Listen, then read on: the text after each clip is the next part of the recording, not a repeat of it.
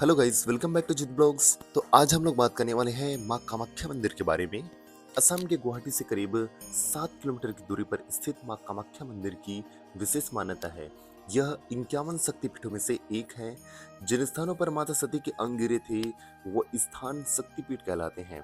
इन्हीं शक्तिपीठों में से एक है माँ कामाख्या का मंदिर। दूर दूर से लोग यहाँ आकर माता का आशीर्वाद प्राप्त करते हैं। माँ कामाख्या दर्शन के लिए पूरे साल भर भक्तों का तांता लगा रहता है। तो पहले गुवाहाटी स्टेशन और गुवाहाटी स्टेशन से कामाख्या स्टेशन रात को 12 बजे हम लोग पहुंचे और 2 घंटे रेस्ट करने के बाद 3 बजे तैयार होके हम लोग निकल गए कामाख्या मंदिर के लिए। तो कामाख्या स्टेशन और माँ कामाख्या मंदिर की जो डिस्टेंस है वो है 6 से 7 किलोमीटर। तो ऑटो लेकर हम लोग कामाख्या मंदिर पहुंचे। तो वहां पहुंचने पर हम लोगों ने देखा कि 3:30-4 बजे से ही सामान्य दर्शन के लिए लाइन लग चुकी थी। तो हम लोग भी वहां जाके लाइन लग गए।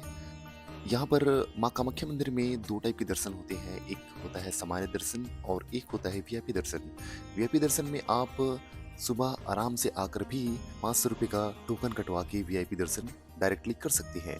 और अगर आप सामान्य दर्शन करना चाहते हैं तो आपको 3:30-4 बजे ही आकर लाइन लगना पड़ेगा, जिसके लिए कुछ इस प्रकार से लाइन लग जाती है। यहाँ भक्तों की भीड़ को देखते हुए पर डे टोकन के थ्रू माता के दर्शन कराए जाते हैं।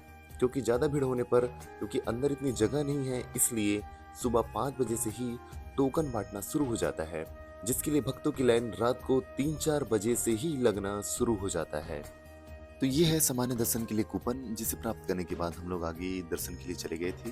तो जनरल क्यू के लिए बोर्ड भी लगा हुआ है, जिसे फॉलो करते हुए हम लोग आगे चले गए थे।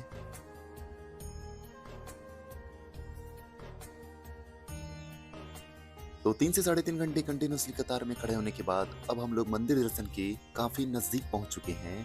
और राइट साइड में देख सकते हैं, ये है वीआईपी दर्शन के लिए लाइन, जिसके लिए लोग अब एंट्री कर रहे हैं। मंदिर दर्शन के कुछ देर पहले ही इन लोग को लाइन में अंदर जाने दिया जाता है और जिसके लिए 500 रुपये का कूपन कटता है।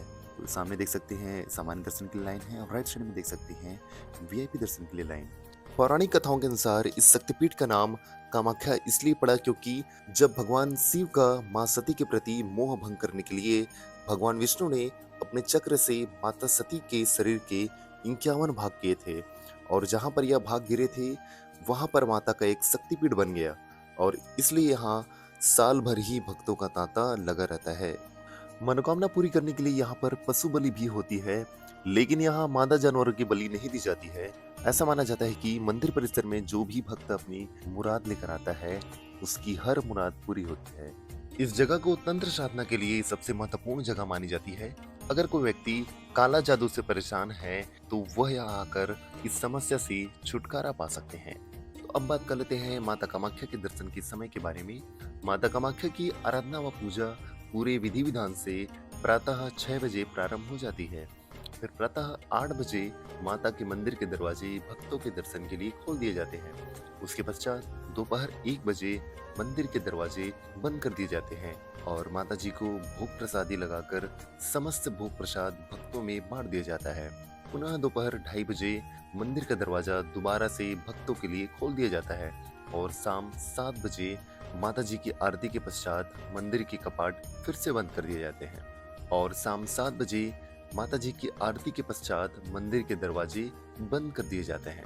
तो अगर आप माता कामाख्या के दर्शन के लिए आते हैं तो सुबह 3 से 4 बजे ही आप माता के दर्शन के लिए लाइन लगा लीजिए और टोकन प्राप्त करने के बाद आप माता के दर्शन जल्दी कर पाएंगे।